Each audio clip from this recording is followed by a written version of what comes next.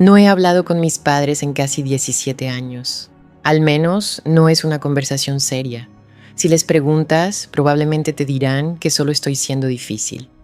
Dirán que pasamos una mala racha cuando era niña y que nunca aprendí a dejarlo pasar. Así es como se refieren a llevar a su hija de 11 años a 2 horas de distancia y dejarla en un asilo estatal. Lo peor no fueron los 4 años que pasé allí, esperando a que volvieran. Lo peor fue el día que finalmente lo hicieron. Aparecieron el día de mi 18º cumpleaños, sonriendo con un pastel barato del supermercado en la mano, y actuaron como si nada, como si hubieran estado de viaje, y esperaban que les devolviera la sonrisa y continuara justo donde lo dejamos.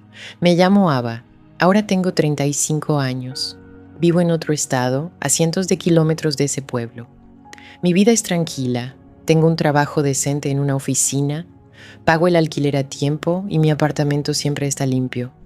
Me gusta el orden. La gente con la que trabajo probablemente piense que soy una persona reservada. No salgo a tomar algo después del trabajo, no hablo de mis planes de fin de semana y jamás hablo de mi familia. Así es más fácil. Cuando la gente descubre que no tengo contacto con mis padres, ponen esa cara. Ya sabes a qué me refiero.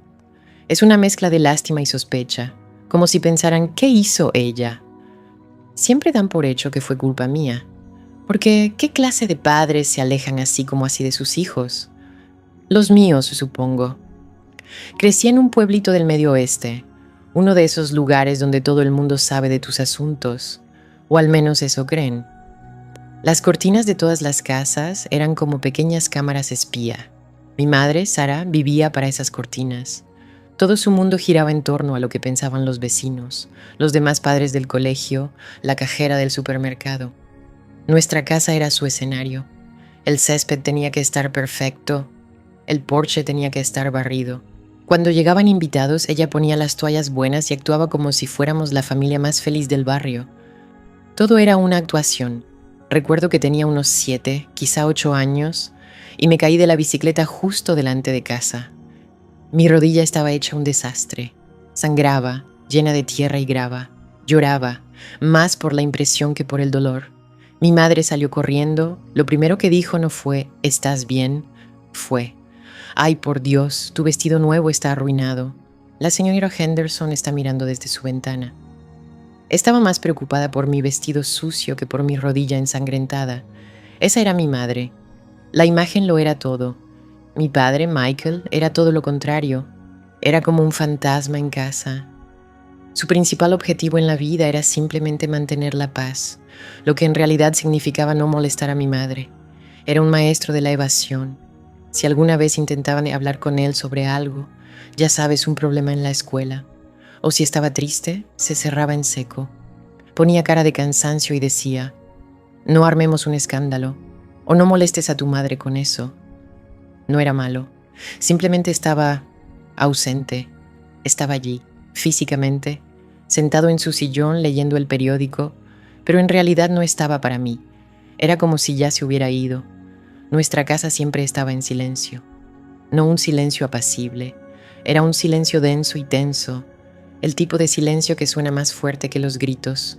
Aprendes a andar con pies de plomo, aprendes a no ocupar espacio, a no hacer ruido. Mis padres peleaban, pero no como en las películas. No había gritos ni platos tirados. Todo era en susurros bajos y furiosos tras la puerta cerrada de su habitación. Pero se notaba. La ira se filtraba por debajo de la puerta y llenaba toda la casa. Luego salían, se sentaban a cenar y fingían que no pasaba nada. Mi madre me preguntaba por la tarea con una voz tensa y quebradiza. Mi papá se quedaba mirando su comida. Me sentía como si viviera con 2 desconocidos casados por casualidad. Yo era solo un mueble en su casa. Empecé a notar otras cosas al hacerme mayor, pequeñas pistas de que algo andaba muy mal. Las palabras de mi mamá empezaban a volverse un poco suaves y pastosas por la noche. Se reía demasiado fuerte por cosas que no tenían gracia. Mi papá se quedaba cada vez más callado, hundiéndose más en su silla, intentando hacerse invisible. A veces, cuando sacaba la basura, encontraba una botella de vino vacía escondida en el fondo del cubo, debajo de periódicos viejos, o una botella de vodka al fondo de la despensa, detrás de las latas. Sabía, incluso de niño, que era un secreto. Era otra cosa de la que no debíamos hablar. Otra parte de la actuación. Así que aprendí a estar en silencio. Aprendí a ser invisible. Iba a mi habitación y leía libros durante horas, solo para no estorbarles. Mi habitación era mi único lugar seguro. El hermano de mi madre, mi tío Ray, venía de visita cada pocos meses. Era todo lo contrario a mis padres. Era ruidoso, siempre riendo, siempre contando chistes. Entraba y decía, ¿cómo está mi hermana favorita? Y le daba un fuerte abrazo a mi madre. Le daba una palmada en la espalda a mi padre, los trataba como si fueran la pareja perfecta y feliz. Debía saberlo. Era imposible que no sintiera la tensión en esa casa. Era tan densa que se podía saborear. Pero él simplemente seguía el juego. Era parte del espectáculo. Era el tipo que volvía y le decía al resto de la familia, «Ay, Sarah y Michael, lo están haciendo genial. Y la pequeña Ava está creciendo muchísimo». Les ayudaba a mantener la mentira. Mirando atrás, veo que toda mi infancia se centró en mantener esta ilusión de familia perfecta. Les aterrorizaba que alguien viera las grietas, la bebida, las peleas, los silencios fríos. Todo tenía que estar oculto, y yo era la que vivía en medio de todo. Yo era la única que lo veía todo, todos los días. No tenía palabras para describirlo entonces, pero lo sentía. Sentía que contenía la respiración constantemente, solo esperando a que algo se rompiera. Una vez hablé con una maestra. Fue un error. Mi mayor error. Estaba en 5º grado, así que tendría unos 10, tal vez casi 11 años.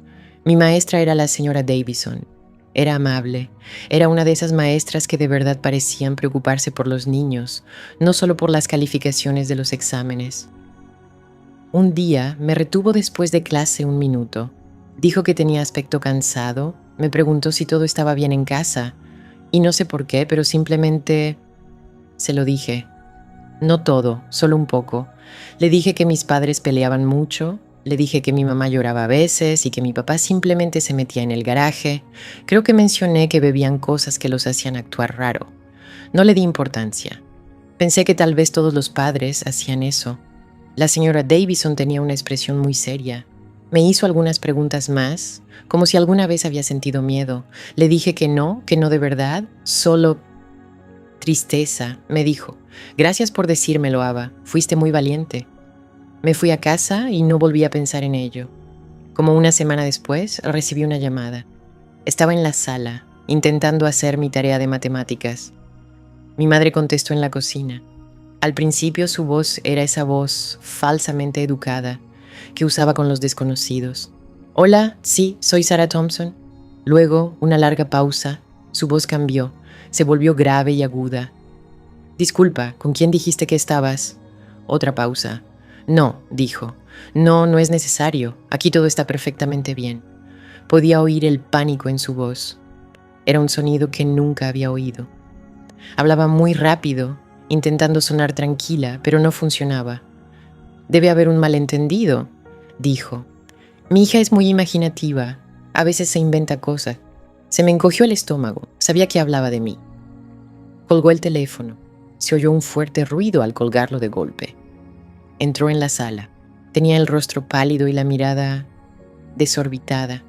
Me miró como si nunca me hubiera visto. «¿Qué hiciste?», susurró. Apenas un sonido, pero fue aterrador. «¿Qué les dijiste en la escuela?». Me quedé mirándola. No podía hablar. Sentía que iba a vomitar. «Te lo dije», dijo subiendo la voz. «Te dije que no aireamos nuestros trapos sucios, no le contamos a nadie nuestros asuntos». Respiraba con dificultad. «¿Tienes idea de lo que has hecho? Nos has arruinado». Mi padre entró del garaje. Debió de oírla. Tenía esa mirada, esa que significaba que quería estar en cualquier otro lugar del mundo. «Sarah, ¿qué pasa?», preguntó. «Tu hija», espetó ella. Me señaló. «Tu hija llamó a los lobos a nuestra puerta, servicios de protección infantil. Quieren hacer una visita a domicilio». Mi padre palideció, la miró a ella, luego a mí y luego volvió a mirarme. No me dijo ni una palabra, no me preguntó si estaba bien, no me defendió, simplemente miró a mi madre y dijo, «¿Qué vamos a hacer?». En ese momento me di cuenta de que estaba completamente sola. Mi madre me veía como una traidora. Mi padre me veía como un problema por resolver. Ninguno de los dos me veía como su hija. Los siguientes días fueron los más tranquilos que había experimentado en esa casa. Era un silencio sepulcral.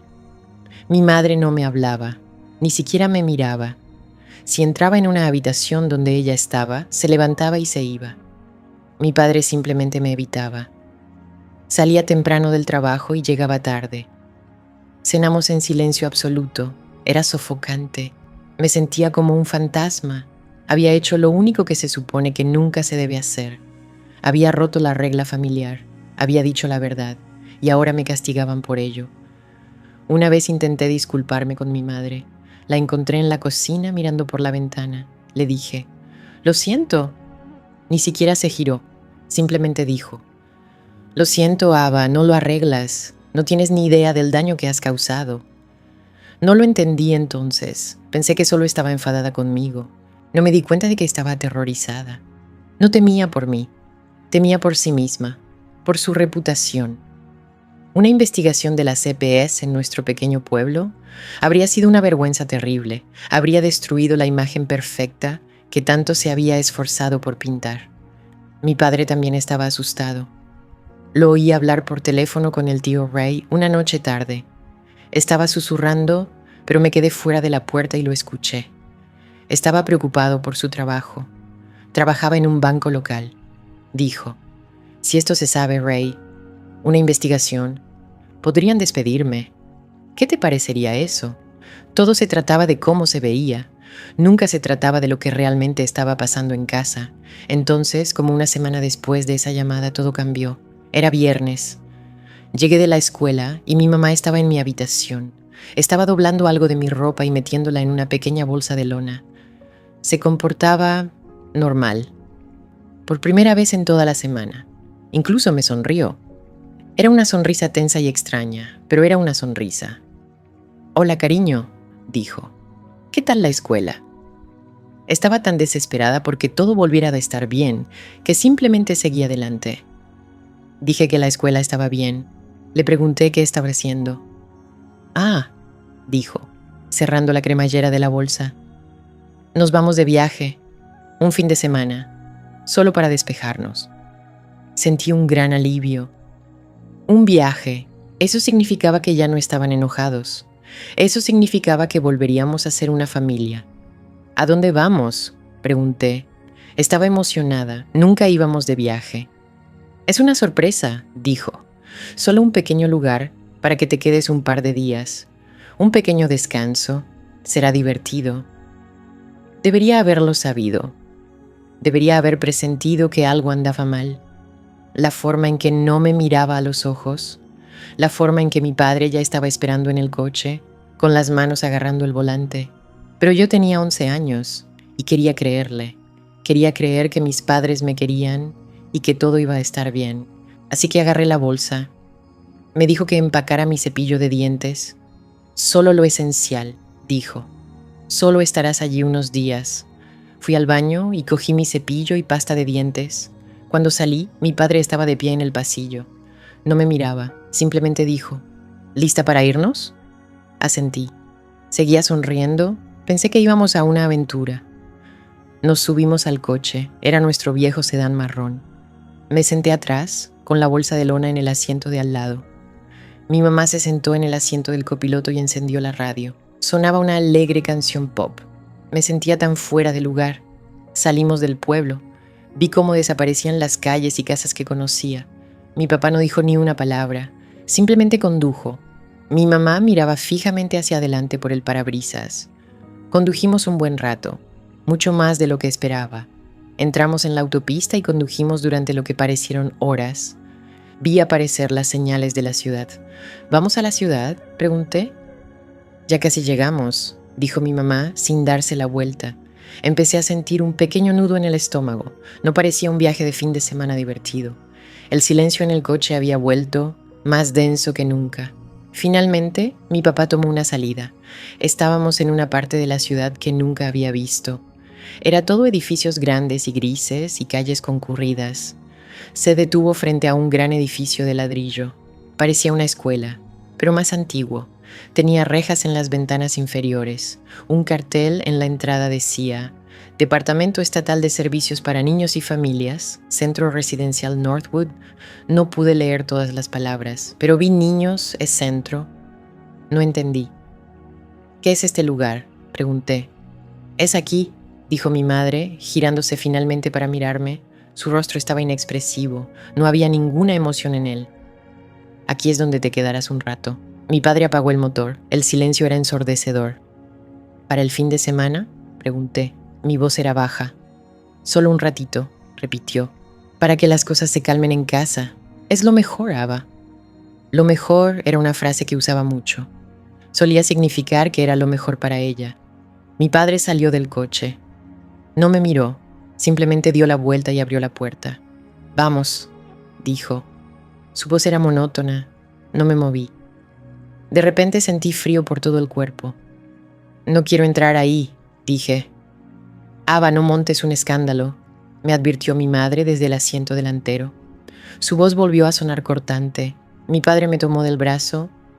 No fue brusco, pero su agarre era firme. Me sacó del coche, agarró mi bolso de lona del asiento trasero. Subimos los escalones de cemento hasta las grandes puertas de cristal. Mi madre salió y nos siguió. Caminaba justo detrás de mí. Podía sentir su presencia, empujándome hacia adelante. Entramos. El vestíbulo estaba aséptico y olía a productos de limpieza. Había una mujer sentada detrás de un escritorio alto, tras un grueso cristal. Mi padre se acercó a la pequeña abertura del cristal. Somos los Thompson, dijo. Tenemos una cita. La mujer miró un portapapeles. ¿Ava Thompson? Sí, dijo mi padre. Metió un fajo de papeles y un bolígrafo por la ranura. Tienes que firmar esto. Mis padres se quedaron allí parados durante lo que pareció una eternidad, firmando papeles. La mano de mi madre temblaba un poco al firmar. Yo solo me quedé allí, con el cepillo de dientes en su pequeño estuche de plástico. Lo apretaba con tanta fuerza que tenía los nudillos blancos. No entendía qué eran los papeles. No entendía qué estaba pasando. Solo sabía que esto estaba mal. Esto estaba muy, muy mal. Cuando terminaron, la mujer tras el cristal abrió una puerta lateral. Alguien irá por ella, dijo, sin siquiera mirarnos. Mi madre se giró hacia mí. Se arrodilló, de modo que su cara quedó a la altura de la mía. Intentó sonreír de nuevo. Está bien, cariño, dijo. Sé buena chica. Volveremos a buscarte en unos días. Lo prometo. Me abrazó. Fue un abrazo rápido y fuerte, como abrazar a una desconocida. Olía a laca y a algo más. A miedo, tal vez. Te quiero, dijo. Las palabras sonaron vacías. Mi padre solo me dio una palmadita en el hombro. No me abrazó. No dijo que me quería. Solo miró al suelo y dijo: Pórtate bien, Ava. Y luego se dieron la vuelta y se alejaron. Regresaron a las puertas de cristal. Los vi irse. Mi madre no miró atrás. Mi padre miró por encima del hombro solo un segundo y vi su rostro. Parecía aliviado. Los observé a través del cristal mientras volvían a subir al sedán marrón. Esperaba que esperaran. Esperaba que miraran hacia atrás y me saludaran. No lo hicieron. Simplemente se alejaron. Me quedé allí, observando el coche hasta que dobló la esquina y desapareció. Una puerta se abrió con un zumbido detrás de mí y una mujer con rostro cansado y un juego de llaves en el cinturón dijo: Está bien, Ava. Vámonos. No me moví. Me quedé mirando el lugar donde había estado el coche. Iban a volver. Tenían que hacerlo. Mi madre lo prometió. Lo prometió. Los primeros días fueron un borrón. Estaba en estado de shock. La mujer que me recibió en el vestíbulo se llamaba Carol. Tomó mi bolsa de lona y la revisó. Me quitó los cordones de los zapatos y el cordón de la sudadera. Reglas, dijo. Me condujo por un largo pasillo verde pálido que olía a verduras hervidas y lejía. El suelo brillaba y crujía bajo sus zapatos. Me mostró una habitación. Tenía 2 literas metálicas, 4 taquillas pequeñas y una ventana con mosquitera fijada al exterior. Esta eres tú, dijo, señalando una litera de abajo. El colchón era fino y estaba cubierto de plástico arrugado. Había una manta fina y una almohada plana. Una chica estaba sentada en la otra litera de abajo. leyendo un cómic. No levantó la vista cuando entramos. Tu compañera de piso se llama María, dijo Carol. Apagamos las luces a las 9. El desayuno es a las 6:30, no llegues tarde. Luego se fue. La puerta se cerró con un clic tras ella. Me quedé de pie en medio de la habitación. No sabía qué hacer. Dejé mi bolsa de lona sobre la cama. No deshice mis cosas. Solo me quedaba unos días. No necesitaría desempacar. Me senté en el borde del colchón de plástico y esperé. Esperé la cena. Esperé a que se apagaran las luces. Esperé a que saliera el sol. No dejaba de pensar. Estarán aquí hoy. Vendrán esta tarde. Cada vez que oía pasos en el pasillo, me daba un vuelco el corazón. Pensaba que eran ellos. Pensaba que eran mis padres que venían a llevarme a casa. Pero nunca fue así. Pasó el primer fin de semana. Viernes, sábado, domingo. El domingo, otros niños recibieron visitas. Las familias vinieron con bolsas de merienda y ropa nueva. Me senté junto a la ventana de la sala común, observándolos. Vi a los otros niños abrazar a sus padres. Los vi reír. Mantuve la vista fija en el estacionamiento, esperando ver nuestro auto marrón llegar. Nunca llegó. Llegó el lunes. Me hicieron ir a la escuela del edificio. Solo eran unas pocas aulas en el sótano del edificio. No hablé con nadie, no podía concentrarme. Solo podía pensar en la promesa de mi madre. Unos días. ¿Cuántos eran unos pocos? 3, 4. Pasó una semana, 7 días. Empecé a sentir una sensación de malestar y pesadez en el estómago. Estabas ahí todo el tiempo. Le pregunté a Carol, la empleada, ¿alguien me ha llamado? Miró mi expediente. Nada de llamadas, cariño. Mis padres vendrán a buscarme pronto, le dije. Lo prometieron. Me miró con tristeza y cansancio y dijo, bueno, cariño, el almuerzo es en 5 minutos. Ya lo había oído antes. Me di cuenta después. Había oído esa misma frase de 100 otros chicos.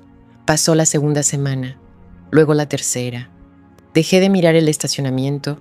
Me dolió demasiado. Empecé hasta a entender que unos días era una mentira. Los otros chicos del hogar tenían historias. Algunos sus padres estaban en la cárcel. Otros, sus padres tenían problemas de drogas y no podían cuidarlos. Algunos los servicios de protección infantil se los llevaron por abuso. Sus expedientes estaban llenos de órdenes judiciales e informes oficiales. Mi historia era diferente. Les decía a los otros niños, mis padres van a volver por mí. Esto es solo temporal. Simplemente me miraban, lo sabían mejor que yo.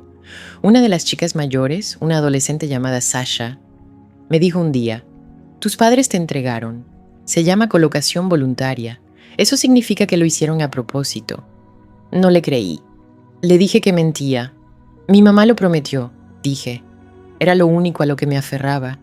Pero a medida que pasaban los meses, esa promesa se fue haciendo cada vez más delgada. Era como un trozo de papel que se desgastaba de tanto doblarlo y desdoblarlo. El otoño se convirtió en invierno. Llegaron las fiestas, Acción de Gracias. Me senté en la cafetería, ruidosa y llena, y comí pavo con puré de papas instantáneo. Pensé en nuestras cenas tranquilas y tensas en casa. Incluso eso parecía mejor que esto. Estaba segura de que vendrían para Acción de Gracias, o al menos llamarían. El teléfono del pasillo nunca sonó. Navidad. El personal intentó hacerlo agradable. Pusieron un árbol. Las organizaciones benéficas locales donaron regalos. Todos recibimos un par de calcetines nuevos y un juego de mesa. Recibí una carta. No era de mis padres, era del tío Ray. Era una tarjeta de Navidad. En el anverso había un muñeco de nieve. Dentro había escrito, pensando en ti, Ava. Espero que lo estés pasando bien con nuestros familiares. Te echamos de menos. Familiares. Seguía mintiendo. La mentira que mis padres habían inventado. Sabía dónde estaba. Tenía que saberlo. Mi padre lo había llamado. Pero fingía. Todos fingían. Esa tarjeta me conmovió profundamente. Me encontraron el día de mi 18º cumpleaños. No a las puertas de Northwood. Ya había cumplido la mayoría de edad a los 16, sino en el pequeño apartamento subvencionado que compartía con otra chica del sistema. Era martes. Volvía a casa de mi turno en un restaurante, con el delantal hecho un ovillo en el bolso, oliendo a café y tostada quemada. Y allí estaban. Estaban junto a un coche que no reconocí, un sedán de aspecto nuevo, demasiado limpio para nuestro aparcamiento agrietado. Mi madre llevaba un abrigo color pastel, de esos que siempre le gustaban, como si se vistiera para una fiesta en el jardín, en lugar de para una reunión con la hija que había desechado. Mi padre estaba de pie a pocos metros detrás de ella, con las manos metidas en los bolsillos y los hombros encorvados. Era un fantasma con un traje mejor. Mi primer pensamiento no fue ira, ni siquiera tristeza. Fue una incredulidad fría y plana, la que te invade cuando ves algo tan imposible que te cortocircuita el cerebro. Por un segundo, pensé que estaba alucinando de agotamiento. Entonces mi madre sonrió. Era la misma sonrisa de todas las fotos familiares, la que nunca llegaba a sus ojos, frágil, practicada. «Ava, cariño», dijo, con la voz un poco demasiado alta en la tarde tranquila. Dio un paso adelante, abriendo los brazos para un abrazo que no tenía intención de aceptar. Me detuve, mis llaves clavándose en mi palma. «¿Qué estás haciendo aquí?» Mi voz era áspera, un sonido desconocido incluso para mí. Era la voz que había aprendido en Northwood, la que usabas cuando no querías que nadie viera una grieta. Su sonrisa vaciló por una fracción de segundo. «Bueno, es tu cumpleaños, cariño, no podíamos faltar». Hizo un gesto hacia el coche. «Te trajimos algo». En el capó del coche había una pequeña caja cuadrada de una panadería, un pastel barato. El tipo de gesto que cuesta $10 y está destinado a borrar 7 años. 7 años de cumpleaños pasados viendo a otras chicas recibir llamadas telefónicas. 7 años de navidades mirando el cristal manchado de una ventana de la sala común. Pensando en la tarjeta mentirosa del tío Ray, mi padre finalmente se acercó arrastrando los pies. «Te ve bien, Ava», murmuró, con la mirada fija en un punto en algún lugar, por encima de mi hombro. Parecía mayor. Las arrugas alrededor de sus ojos eran más profundas, talladas por una vida de la que no sabía nada, una vida que no me había incluido. «Pensamos que podríamos salir todos», canturrió mi madre, recuperando la compostura. «Una buena cena, para celebrar, un nuevo comienzo». Un nuevo comienzo. Las palabras flotaron en el aire entre nosotras, obscenas. Mirando hacia atrás, veo la impresionante arrogancia de aquello. No habían venido a disculparse, habían venido a recogerme como un abrigo que habían dejado guardado, esperando que estuviera en perfectas condiciones, listo para ser usado de nuevo, ahora que el clima había cambiado. A los 18 años no tenía palabras para describirlo, pero lo sentía, el peso colosal y sofocante de su delirio. Creían que podían simplemente presionar un botón y reiniciarlo todo, como si los últimos 7 años fueran solo una pesadilla que había tenido, como si no hubiera pasado 4 de ellos en un lugar que olía a lejía y desesperación. Northwood no era un lugar que simplemente dejaras atrás, te marcaba. Lo primero que hacían cuando llegabas era quitarte la ropa. Te dieron un conjunto de chándal gris y un par de zapatos sin cordones. Tu nombre se convirtió en un número en un archivo. Tu vida se convirtió en un horario pegado a la pared. 7:00 M. Despertar. 7:30 M. Desayuno. 3 p.m. Terapia de grupo. 9 p.m. Apagar las luces. No había privacidad. Las puertas de las habitaciones no tenían cerraduras y la pequeña ventana de cada una era un estrecho rectángulo de vidrio reforzado que daba a una pared de ladrillos. El silencio en ese lugar era diferente del silencio en la casa de mis padres. El antiguo silencio había sido denso, lleno de cosas no dichas. Este nuevo silencio estaba vacío. Era el sonido de la rendición. Aprendí a ser invisible. Aprendí que llorar, el tipo de gesto que cuesta $10 y que pretende borrar 7 años. 7 años de cumpleaños pasados viendo a otras chicas recibir llamadas.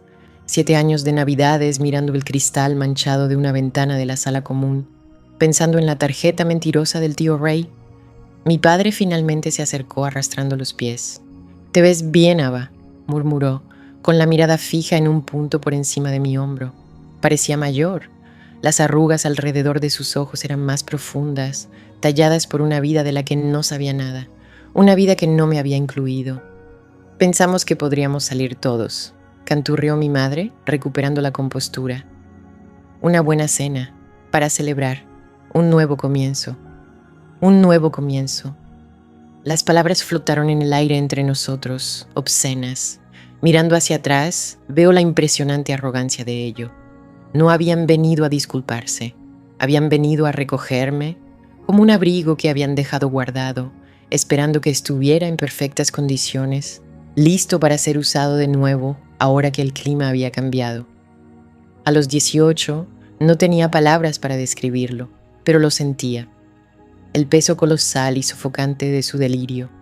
Creían que podían simplemente presionar un botón y reiniciarlo todo, como si los últimos 7 años fueran solo una pesadilla que había tenido, como si no hubiera pasado 4 de ellos en un lugar que olía a lejía y desesperación. Northwood no era un lugar que simplemente dejabas atrás, te marcaba. Lo primero que hacían cuando llegabas era quitarte la ropa. Te daban un conjunto de sudaderas grises y un par de zapatos sin cordones. Tu nombre se convertía en un número en un archivo, tu vida se convertía en un horario pegado a la pared. 7:00 AM, despertar. 7:30 AM, desayuno. 3:00 PM, terapia de grupo. 9:00 PM, apagar las luces. No había privacidad. Las puertas de las habitaciones no tenían cerraduras, y la pequeña ventana de cada una era un estrecho rectángulo de vidrio reforzado que daba a una pared de ladrillos. El silencio en ese lugar era diferente del silencio en la casa de mis padres.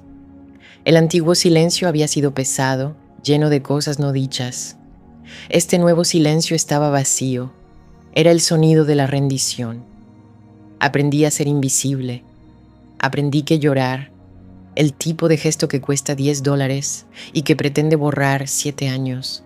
7 años de cumpleaños pasados, viendo a otras chicas recibir llamadas. 7 años de navidades, mirando el cristal manchado de una ventana de la sala común, pensando en la tarjeta mentirosa del tío Ray. Mi padre finalmente se acercó arrastrando los pies. «Te ves bien, Ava», murmuró, con la mirada fija en un punto por encima de mi hombro. Parecía mayor. Las arrugas alrededor de sus ojos eran más profundas, talladas por una vida de la que no sabía nada, una vida que no me había incluido. «Pensamos que podríamos salir todos», canturreó mi madre, recuperando la compostura. «Una buena cena para celebrar, un nuevo comienzo». Un nuevo comienzo. Las palabras flotaron en el aire entre nosotros, obscenas. Mirando hacia atrás, veo la impresionante arrogancia de ello. No habían venido a disculparse, habían venido a recogerme, como un abrigo que habían dejado guardado, esperando que estuviera en perfectas condiciones, listo para ser usado de nuevo, ahora que el clima había cambiado. A los 18 no tenía palabras para describirlo, pero lo sentía, el peso colosal y sofocante de su delirio. Creían que podían simplemente presionar un botón y reiniciarlo todo, como si los últimos 7 años fueran solo una pesadilla que había tenido, como si no hubiera pasado 4 de ellos en un lugar que olía a lejía y desesperación. Northwood no era un lugar que simplemente dejabas atrás, te marcaba. Lo primero que hacían cuando llegabas era quitarte la ropa. Te daban un conjunto de sudaderas grises y un par de zapatos sin cordones. Tu nombre se convertía en un número en un archivo. Tu vida se convertía en un horario pegado a la pared. 7:00 AM, despertar. 7:30 AM, desayuno. 3:00 PM, terapia de grupo. 9:00 PM, apagar las luces. No había privacidad. Las puertas de las habitaciones no tenían cerraduras, y la pequeña ventana de cada una era un estrecho rectángulo de vidrio reforzado que daba a una pared de ladrillos. El silencio en ese lugar era diferente del silencio en la casa de mis padres. El antiguo silencio había sido pesado, lleno de cosas no dichas. Este nuevo silencio estaba vacío. Era el sonido de la rendición. Aprendí a ser invisible. Aprendí que llorar. No tenía palabras para describirlo, pero lo sentía. El peso colosal y sofocante de su delirio. Creían que podían simplemente presionar un botón y reiniciarlo todo, como si los últimos 7 años fueran solo una pesadilla que había tenido, como si no hubiera pasado 4 de ellos en un lugar que olía a lejía y desesperación. Northwood no era un lugar que simplemente dejabas atrás. Te marcaba. Lo primero que hacían cuando llegabas era quitarte la ropa. Te daban un conjunto de sudaderas grises y un par de zapatos sin cordones. Tu nombre se convertía en un número en un archivo. Tu vida se convertía en un horario pegado a la pared. 7:00 a.m. despertar. 7:30 a.m. desayuno. 3:00 p.m. terapia de grupo. 9:00 p.m. apagar las luces. No había privacidad. Las puertas de las habitaciones no tenían cerraduras y la pequeña ventana de cada una era un estrecho rectángulo de vidrio reforzado que daba a una pared de ladrillos. El silencio en ese lugar era diferente del silencio en la casa de mis padres. El antiguo silencio había sido pesado, lleno de cosas no dichas. Este nuevo silencio estaba vacío. Era el sonido de la rendición. Aprendí a ser invisible, aprendí que llorar. No tenía palabras para describirlo, pero lo sentía. El peso colosal y sofocante de su delirio. Creían que podían simplemente presionar un botón y reiniciarlo todo, como si los últimos 7 años fueran solo una pesadilla que había tenido, como si no hubiera pasado 4 de ellos en un lugar que olía a lejía y desesperación. Northwood no era un lugar que simplemente dejabas atrás, te marcaba. Lo primero que hacían cuando llegabas era quitarte la ropa. Te daban un conjunto de sudaderas grises y un par de zapatos sin cordones. Tu nombre se convertía en un número en un archivo. Tu vida se convertía en un horario pegado a la pared. 7:00 a.m. despertar. 7:30 a.m. desayuno. 3:00 p.m. terapia de grupo. 9:00 p.m. apagar las luces. No había privacidad. Las puertas de las habitaciones no tenían cerraduras y la pequeña ventana de cada una era un estrecho rectángulo de vidrio reforzado que daba a una pared de ladrillos. El silencio en ese lugar era diferente del silencio en la casa de mis padres. El antiguo silencio había sido pesado, lleno de cosas no dichas. Este nuevo silencio estaba vacío. Era el sonido de la rendición. Aprendí a ser invisible. Aprendí que llorar, si te etiquetaban como disruptivo, y la ira te conseguía una sesión en la sala silenciosa, que era solo un armario acolchado. Los otros niños eran como yo, fragmentos de familias que se habían separado. Algunos estaban enojados, otros estaban entumecidos.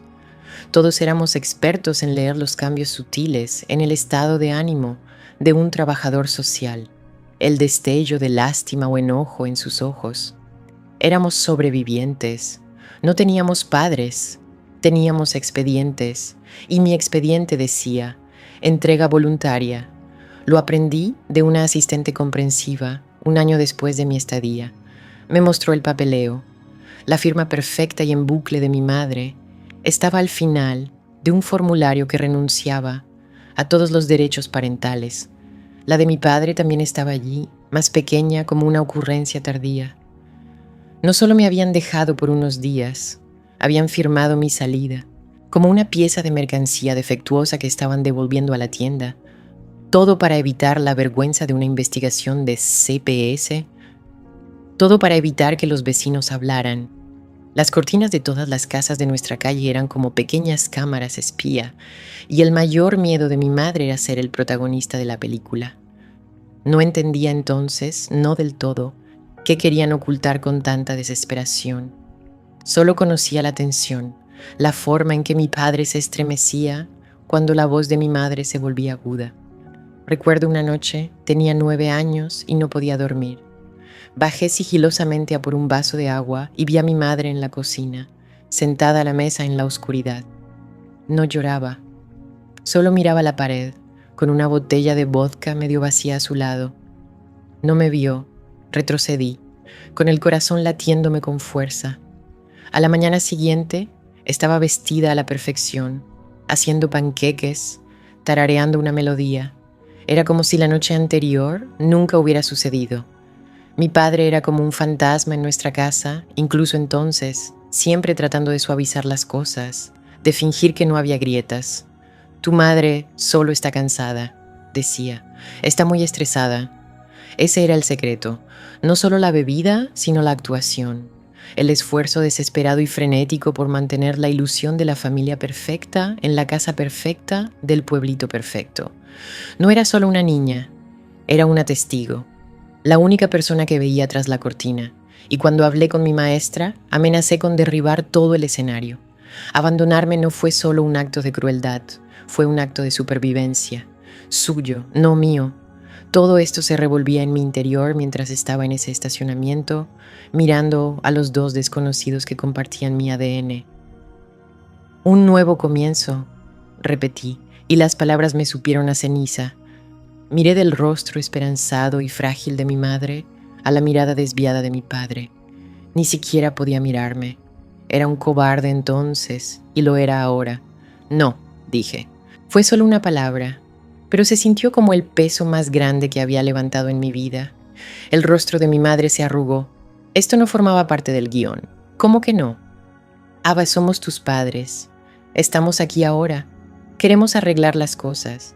No son mis padres, dije, y la frialdad de mi voz finalmente se endureció. Se volvió aguda. Mis padres me dejaron en una institución estatal hace 7 años. Prometieron que volverían en unos días. Dejé las palabras flotando allí, una acusación silenciosa.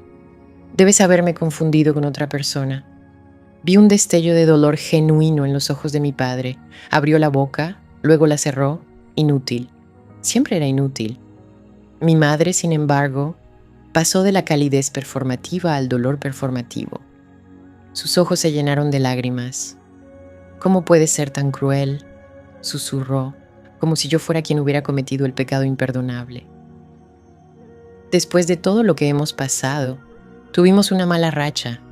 Te lo dijimos. Una mala racha, así es como la llamaban.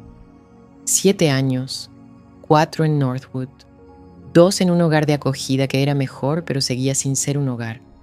1 año en este apartamento, trabajando 40 horas a la semana solo para sentir el suelo bajo mis pies.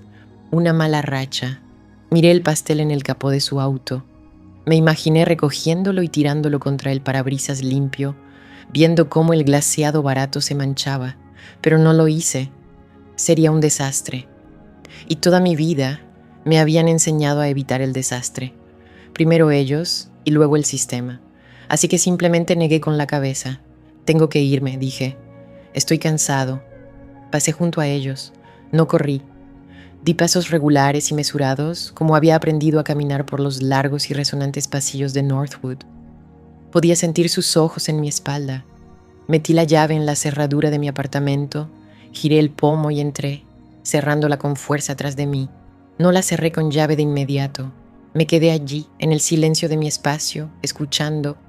Oí un portazo, luego otro, el sonido de un motor arrancando y luego el suave rugido de neumáticos al alejarse. Se habían ido. Otra vez. Apoyé la frente en la fría madera de la puerta. No lloré. Solo respiré. Inhalé y exhalé. Mi vida era mía. Era una vida pequeña, tranquila, construida con los escombros que habían dejado atrás. Pero era mía, supongo, y no tenía intención de volver a dejarles un pedazo de ella. Mi apartamento está en silencio. Es una elección. El zumbido del refrigerador, el gemido distante del tráfico de la calle de abajo. Son sonidos que puedo controlar. Son predecibles. No me piden nada. Cuido mi vida como cuido mi especiero, con todas las etiquetas hacia adelante, en orden alfabético, nada fuera de lugar. Es la única forma que conozco de respirar. Estaba pensando en la señora Davison, mi maestra de 4º grado, la que lo empezó todo. Tenía ojos amables y olía a polvo de tiza y jabón de lavanda. Le conté cosas, no todo, pero lo suficiente. Le dije que mi mamá se enfermaba mucho, que mi papá era callado, que a veces la casa se ponía tan ruidosa que me escondía en el armario y contaba los listones de la puerta hasta que paraba. No usé palabras como beber o pelearse. No las tenía. Solo tenía la sensación, un zumbido constante y leve de miedo que me llenaba el estómago. Debió de haber llamado esa tarde, la llamada que rompió el mundo. Mirando hacia atrás, veo que todo el día fue un preludio. El aire en la casa ya estaba pesado, denso con el silencio que siguió a una mañana de discusiones susurradas detrás de la puerta del dormitorio de mis padres. Mi madre no había salido. Mi padre me preparó un sándwich para el almuerzo, el pan ya duro, y no me miró mientras lo hacía. Era como un fantasma en nuestra casa, un fantasma educado y triste, que se movía por las habitaciones sin estar realmente en ellas. El teléfono sonó justo después de las 4. Era un viejo teléfono de disco, una cosa de plástico beige montada en la pared de la cocina, y su timbre era un tintineo estridente y exigente que cortaba el silencio como un grito. Estaba en la mesa de la cocina, tratando de hacer mi tarea de matemáticas. Mi padre estaba en la sala de estar, la televisión encendida pero el sonido bajo. No se movió. El teléfono sonó una segunda vez, una tercera. Fue mi madre quien finalmente salió. Se movía como si estuviera caminando sobre un alambre, sus pasos demasiado cuidadosos. Su rostro estaba pálido, su maquillaje un poco corrido en las comisuras de sus ojos. Descolgó el auricular. ¿Hola? Su voz era fina, quebradiza. Observé su rostro mientras escuchaba. Fue un colapso a cámara lenta. Primero confusión, luego un destello de reconocimiento, luego pánico absoluto, puro. Sus nudillos se pusieron blancos donde agarraba el teléfono. Creo que ha habido un malentendido, dijo, su voz un susurro tenso. Se giró, con la espalda presionada contra la pared, como si intentara alejarse de la voz del otro lado. Sus ojos recorrieron la cocina, aterrizando en el vaso de agua medio vacío en la encimera, la pila de correo, el dibujo de crayón que había pegado al refrigerador. Luego aterrizaron en mí. Sus ojos, cuando finalmente se fijaron en los míos, ya no estaban asustados. Estaban fríos, endurecidos, el tipo de mirada que te hace sentir como un bicho. No, todo está bien, insistió por teléfono, con la mirada aún clavada en mi silla. Los niños tienen imaginación. Ya sabes cómo es. Forzó una risa. Fue un sonido terrible, como un cristal rompiéndose. Sí, por supuesto, te esperamos. Colgó el teléfono. Su mano se demoró en el auricular un momento antes de soltarlo. El silencio que volvió a instalarse fue peor que el timbre. Era pesado, acusador. Mi padre apareció en la puerta, con los hombros hundidos. «Sara, ¿qué pasa?» «CPS», siseó. Las letras como veneno. «Servicios de protección infantil. Vienen mañana. Por ella». Señaló con la barbilla hacia mí. Se los dijo. Dios sabe que les dijo. El rostro de mi padre se aflojó. La miró a ella y a mí, con una profunda y cansada tristeza en los ojos. «Vamos, Sara». «No me digas ahora, Sara», Michael espetó. «¿Tienes idea de lo que esto significa? ¿Qué dirá la gente? Helen, la de enfrente, las mujeres del club. Esto nos arruinará». La imagen lo era todo. Ya entonces lo sabía. Nuestro césped siempre estaba impecablemente cuidado. Mis vestidos siempre estaban limpios, aunque me raspara las rodillas. Nuestro coche siempre estaba lavado. Éramos la familia perfecta en la casa perfecta, en la calle perfecta. Era una función. Y mi madre era la directora, productora y actriz principal. La llamada de la CPS era de un tramoyista rebelde que amenazaba con descorrer el telón y mostrarle al público la podredumbre tras bambalinas. Entonces no entendía la palabra complicidad. Solo sabía que mi padre no la detendría.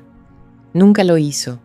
Su papel era suavizar las asperezas, absorber su ira, mantener una paz frágil a cualquier precio, incluso si el precio era yo. Mi madre empezó a caminar de un lado a otro, abrazándose con fuerza. «Tenemos que hacer algo. Tenemos que arreglar esto». Su mirada frenética de nuevo escudriñaba la habitación como si la solución estuviera escrita en las paredes. Entonces se detuvo, volvió al teléfono, con movimientos repentinamente bruscos y decididos. Marcó un número de memoria. «Ray», dijo, con la voz cambiando de nuevo, volviéndose más suave, con un tono desesperado. «Soy Sara. Necesito tu ayuda. Ha pasado algo». Tío Ray, el hermano menor de mi madre. Era el tío divertido, el que siempre tenía una moneda de plata para sacarme de detrás de la oreja y un chiste a punto de salir. Olía a menta y conducía un descapotable. Para mí, era mágico. Era lo opuesto al silencio pesado y tenso de nuestra casa. Mirando hacia atrás, veo que era simplemente un director de escena diferente. Era el que aparecía en las barbacoas familiares y sutilmente alejaba a mi madre del vino, llenándole el vaso con agua con gas y una rodaja de limón, anunciando a gritos: «Sara está en plena forma». Era el que se reía de sus comentarios bruscos, llamándolos demasiado cansados. Era el contacto de emergencia de la familia, el más cercano, al que llamabas para resolver un problema. No podía oír su parte de la conversación, solo la de mi madre, una serie de explicaciones susurradas y frenéticas. Un profesor, un exceso de entusiasmo, un malentendido total. Vienen mañana, Ray, mañana. Hubo una larga pausa. La vi sentir, mordiéndose el labio inferior. De acuerdo, susurró. De acuerdo, lo entiendo. Sí, es lo mejor, lo mejor. Otra frase que llegaría a odiar. Cuando colgó el teléfono por segunda vez, el pánico había desaparecido. En su lugar, una determinación fría y silenciosa. Miró a mi padre, que seguía de pie, inútilmente en la puerta.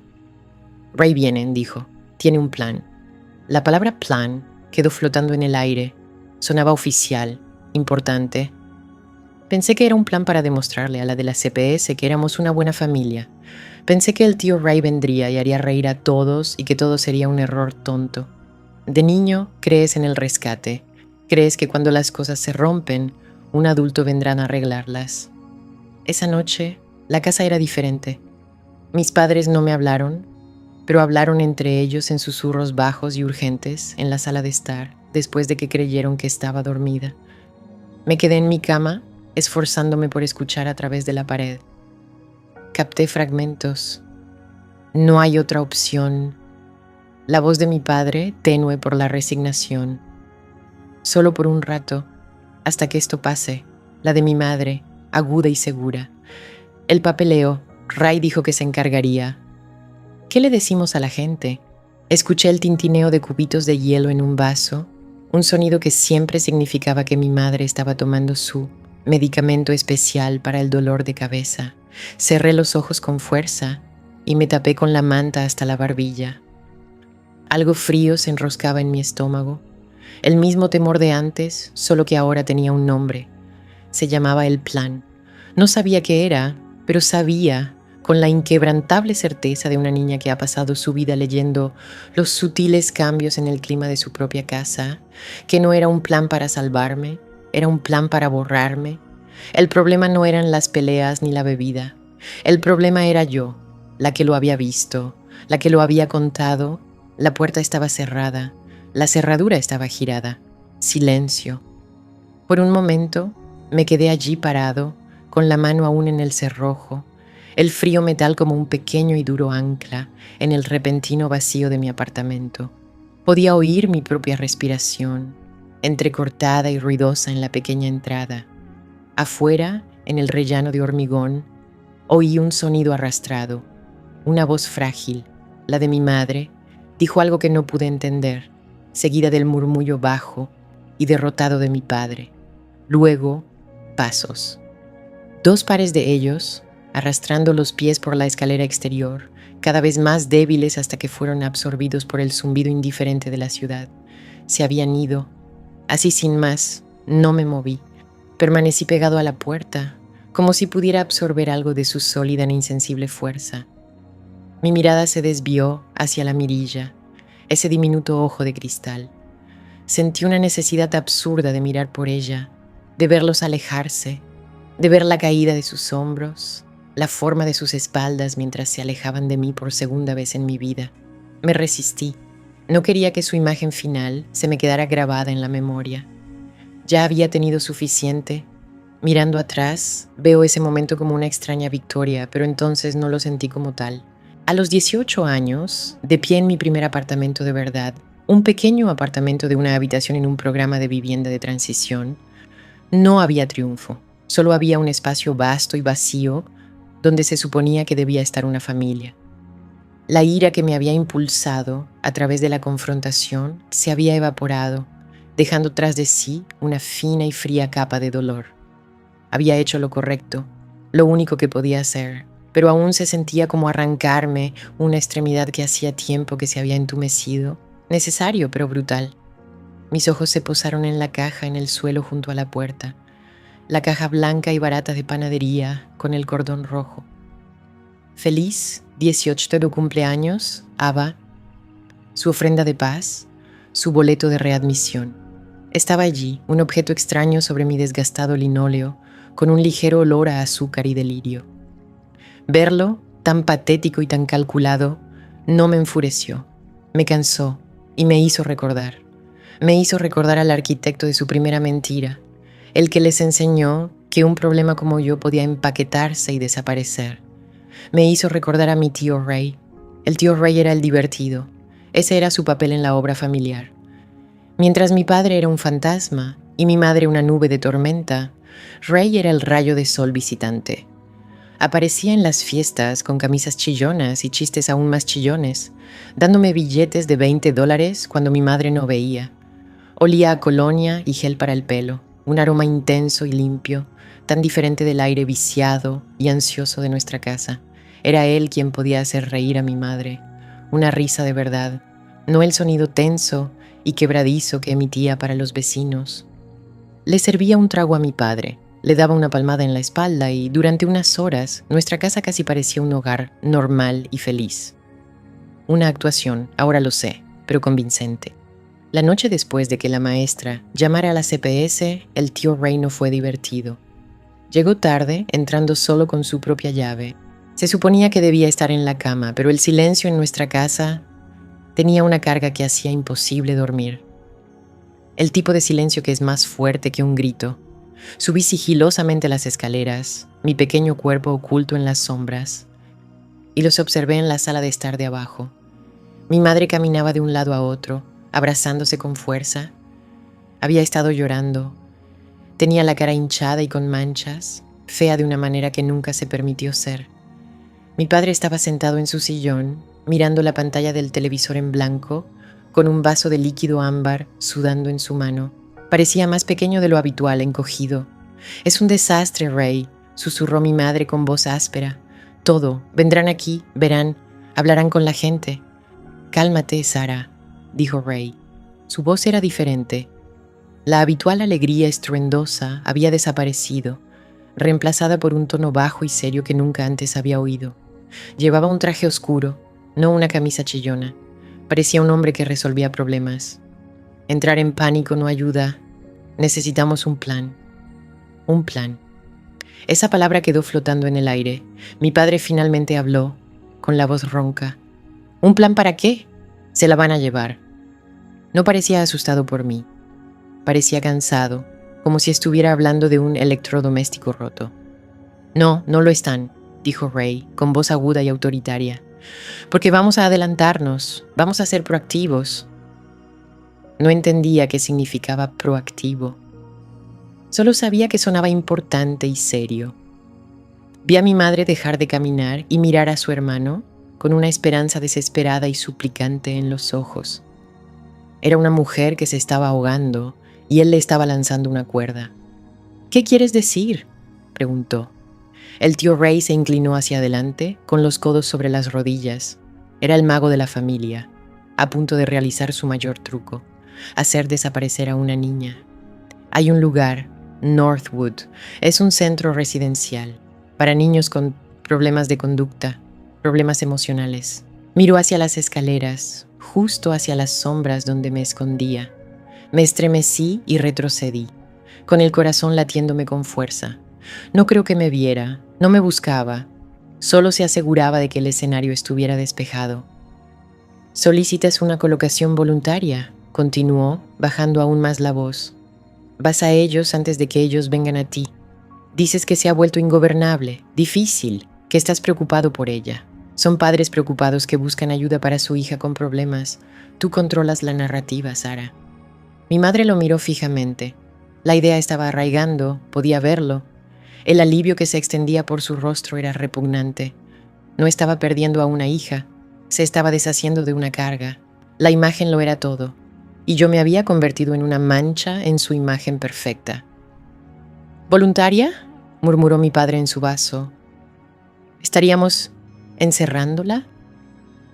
«No es encerrarla, Michael», espetó Ray con la paciencia agotada. «Es una solución temporal. Unas semanas, un mes quizá. Lo justo para que se calme lo de la fiscalía. No pueden investigar a una familia que ya está actuando, ¿verdad? Demuestra responsabilidad. Queda bien, queda bien». Esa era la frase mágica. Esa era la clave que lo abría todo para mi madre. ¿Se lo creerán?, preguntó, con la voz apenas un susurro. «Ya he llamado», dijo Ray con suavidad. «Conozco a un tipo que conoce a otro. Él puede engrasar el terreno. Haremos que el papeleo se tramite rápido. Decimos que está teniendo una crisis. Conseguimos que un médico lo autorice. Está limpio». Una crisis. Yo era la crisis.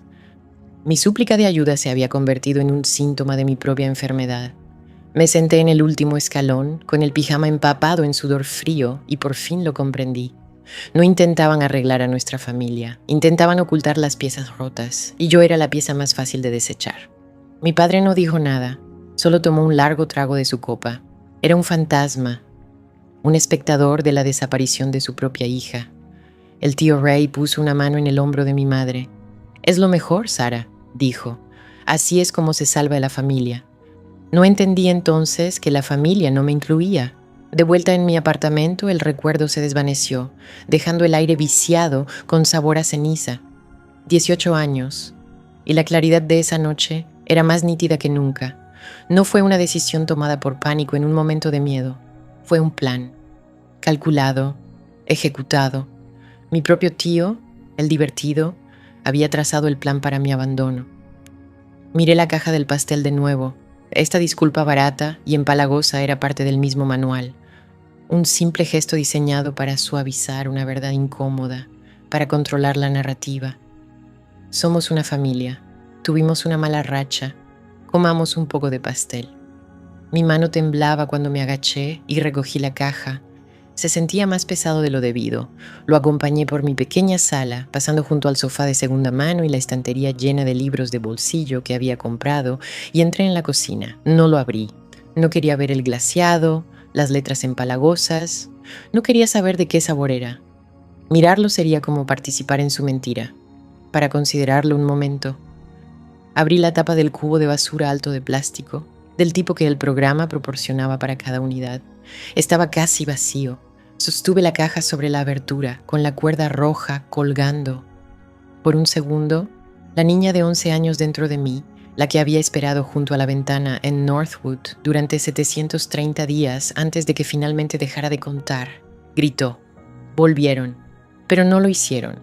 Las personas que volvieron no eran padres, eran extraños tratando de enterrar sus fantasmas, y yo ya no era su fantasma. Me solté. La caja aterrizó con un golpe sordo y suave en el fondo del cubo. No fue un choque dramático, no fue un momento de catarsis, fue solo un acto final silencioso, el cierre de una puerta que debería haber estado cerrada con llave hace mucho, mucho tiempo. El pastel se había ido, y ellos también, para siempre, esta vez, mía supongo. Esa decisión finalmente fue mía. Se quedaron allí un momento al otro lado del umbral, dos fantasmas atrapados en la dura luz fluorescente del pasillo. El rostro de mi madre, que se había transformado en una máscara de perdón esperanzado, se arrugó. El cambio fue instantáneo y dramático, como un telón que cae a mitad de escena. Su labio inferior tembló. Era una actuación que conocía bien, el preludio de unas lágrimas que siempre eran más por ella que por nadie más. Mi padre se limitó a bajar la mirada hacia sus zapatos. Era un maestro de la evasión, un hombre capaz de encontrar algo fascinante en un trozo de cuero desgastado para escapar de la metralla emocional que lo rodeaba. «Ava, por favor», empezó mi madre con voz quebradiza. No dije ni una palabra más. Simplemente cerré la puerta. El clic del pestillo fue el sonido más fuerte del mundo. Era un punto al final de una frase que llevaba 17 años esperando escribir. Apoyé la frente contra la madera fría y pintada. No me sentía triunfante. No sentía una ira justificada. No sentí nada en absoluto, solo un vasto espacio vacío dentro de mi pecho, donde se suponía que estaba un corazón. En la pequeña mesa de aglomerado que venía con el apartamento de transición, el pastel estaba en su cúpula de plástico. Feliz cumpleaños número 18, Ava, un nuevo comienzo. El glaseado rosa barato ya estaba empezando a sudar. Un nuevo comienzo, como si los últimos 7 años pudieran borrarse con azúcar y una mentira. Lo recogí. La endeble base de cartón se dobló bajo el peso. Lo llevé a la pequeña cocina. Levanté la tapa del cubo de basura y lo dejé caer dentro. Aterrizó con un golpe sordo e insatisfactorio. Volví a poner la tapa sellándolo en la oscuridad con los pozos de café y los paquetes de ramen vacíos. Mi vida, mía supongo. Al día siguiente, la señora Gable, mi última trabajadora social, me llamó a su oficina. Era la misma habitación beige donde me había dicho, mes tras mes, que mis padres no habían llamado. Tenía un rostro amable y cansado y vestía cardigans que siempre olían ligeramente a menta y papeleo. «Ya te has hecho mayor, Ava», dijo, deslizando un sobre manila por el escritorio. Era delgado. Hay un cheque ahí por $250 del Estado, una lista de recursos para vivienda y empleo, y un pase de autobús válido por un mes. Me miró con los ojos llenos de una compasión profesional y practicada. «Tus padres mencionaron que esperaban ayudarte a instalarte». Me quedé mirando el sobre. $250 y un pase de autobús. ¿Ese era el precio del Estado por mi infancia? Se sentía más honesto que el pastel barato. «No voy a aceptar nada de ellos», dije. Mi voz era plana. La señora Gable suspiró. «Sé que es difícil, pero ahora estás completamente sola. Tal vez sea prudente aceptar». «He estado sola desde que tenía 11 años», la interrumpí. No lo dije con enojo, solo como una declaración de hechos. Fue como decir que el cielo era azul. No tenía una respuesta para eso. Simplemente empujó el sobre un poco más cerca de mí. Esa primera semana de libertad fue la época más aterradora de mi vida. Mirando hacia atrás, veo que no era libertad en absoluto. Era solo un tipo diferente de jaula. Una sin paredes ni toque de queda. El silencio en mi pequeño apartamento de una sola habitación junto a la interestatal era un nuevo tipo de silencio. No era la quietud pesada y tensa de la casa de mi infancia, ni la quietud institucional y resonante de Northwood. Era una quietud vacía, un vacío. Amenazaba con tragarme por completo. Durante las primeras noches, dormí con las luces encendidas, la fina manta subida hasta la barbilla, escuchando el rugido de los camiones, un sonido que demostraba que el mundo seguía moviéndose fuera de mi puerta. Conseguí un trabajo lavando platos en un restaurante abierto las 24 horas. Luego, un segundo trabajo reponiendo estantes en un supermercado por la noche. Mi vida se convirtió en una confusión de vapor, lejía, cajas de cartón y agotamiento. Tenía las manos perpetuamente agrietadas y en carne viva. Mi espalda era un nudo de dolor constante y sordo. Pero cada semana sacaba el dinero de mis nóminas, alisaba los billetes arrugados y guardaba la mayor parte en una caja de zapatos debajo de la cama. Cada dólar era un ladrillo. Estaba construyendo algo, un muro, un futuro, una fortaleza. No tenía amigos. Los demás lavaplatos y almacenistas eran fantasmas, como yo, gente trabajando al final de la jornada. Demasiado cansados para conversar. Aprendí a mantener un perfil bajo. Aprendí que ser invisible era una especie de armadura. En Northwood, ser invisible significaba que no eras un objetivo. Aquí afuera, significaba que estabas a salvo de preguntas. ¿De dónde eres? ¿Y tu familia? Preguntas para las que no tenía respuesta. O mejor dicho, respuestas que solo llevarían a más preguntas. Unos años después, a los 21 años, trabajaba en la caja registradora de una gasolinera. Había ahorrado lo suficiente para matricularme en un par de clases en la universidad comunitaria, estudiando contabilidad. Era lógico, se trataba de orden, los números no mentían, ni hacían promesas que no podían cumplir. Un coche se detuvo en la gasolinera, un sedán que me resultaba familiar. Un hombre se bajó y me quedé sin aliento. Era mi tío Ray, parecía mayor, más corpulento. La energía de tío divertido se había evaporado, dejando atrás a un hombre con aspecto cansado y agrio. No me vio. Estaba discutiendo con una mujer en el asiento del copiloto. No podía verle la cara con claridad, pero sí la veía gesticular desenfrenadamente, con movimientos de manos bruscos y furiosos. Conocía esas manos. Eran las de mi madre. Mi propia mano empezó a temblar mientras procesaba la transacción para la clienta que tenía delante. Sentí un sudor frío en la línea del pelo. Mi entrenamiento tomó el control. Cabeza gacha invisible. Me concentré en las llaves desgastadas de la caja registradora, en el suave deslizamiento del cajón del dinero. Para cuando volví a levantar la vista, su coche había desaparecido. Tuve que sentarme en la trastienda durante 10 minutos, respirando en una bolsa de papel. No era miedo de que me encontraran, era la conmoción de ver que la historia continuaba sin mí. El mismo coche, la misma pelea, la misma miseria latente en la que había crecido. Nada había cambiado, no era una pieza que faltaba en su rompecabezas, era una pieza que habían quitado deliberadamente para que el rompecabezas encajara con la imagen de la caja. Esa noche, por primera vez en años, hice algo que no me había permitido. Sentí curiosidad. Encontré a una prima lejana en las redes sociales, alguien del lado de mi padre a quien apenas conocía, y revisé sus publicaciones. No había mucho. Vagos clichés, fotos de sus hijos. Pero entonces lo encontré. Una publicación de aproximadamente un año después de que me dejaran en Northwood. Era un enlace compartido a un artículo de noticias locales. Hombre local acusado de conducir bajo los efectos del alcohol se resiste al arresto. El hombre era mi padre. Leí el breve artículo. Mi corazón latía a un ritmo lento y pesado contra mis costillas. Lo habían detenido a una cuadra de nuestra antigua casa. Su nivel de alcohol en sangre era 3 veces el límite legal. Mi madre había estado en el auto y el informe mencionaba que había sido poco cooperativa. La vergüenza, el registro público de su fracaso, debe haber sido asfixiante para ella. La imagen lo era todo. Mirando hacia atrás, lo veo todo tan claramente. La llamada de la CPC no se trataba solo de las peleas, ni de los gritos, ni de las botellas de vodka escondidas de mi madre. Yo era testigo, un pequeño observador silencioso que lo veía todo. La bebida de mi padre no era solo un hábito de fin de semana, era una bola de demolición, y les aterraba que yo fuera quien le dijera al mundo que vivían en los escombros. Deshacerse de mí no se trataba solo de mantener la paz, se trataba de deshacerse de la evidencia. Cerré la computadora portátil. No sentí pena ni lástima por ellos. Sentí una claridad sombría y fría. No habían estado protegiendo a su familia, habían estado protegiendo sus secretos. Mi abandono era solo otro secreto que guardar.